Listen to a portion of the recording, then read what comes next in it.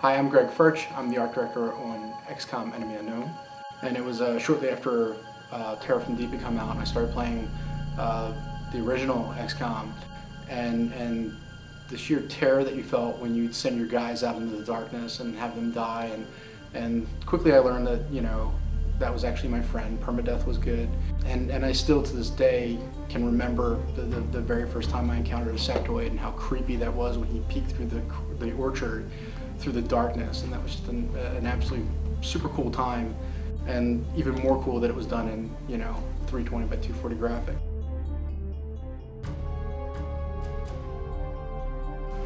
Yeah, so I mean, that's been one of the things, is to try and really maintain that mood and that tension and that feel. And I think a lot of that falls on the art and how we present ourselves and how we supply our part of the game. So that's been something that's really driven us to kind of keep that sort of mood when you're on missions, and to really make sure the player has that sort of sense of discovery and encounter and then conflict.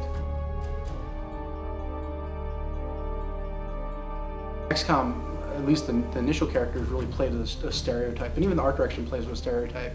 If you've got, if somebody's, a bad guy, he's got a cape and shoulder pads, or he's got one or the other, or he's got horns, or so we tried to look at those decisions that they made, and they've sort of been adopted by pop culture as what a sectoid is. He's a little gray guy. These guys, they don't look like real soldiers. They look like,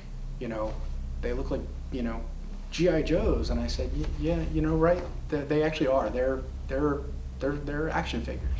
It was something that I knew internally, but I hadn't actually necessarily vocalized at that point. And when I was called out on it, to actually sit there and think about it for a second, go, yeah, no, that's absolutely correct. We are making action figures.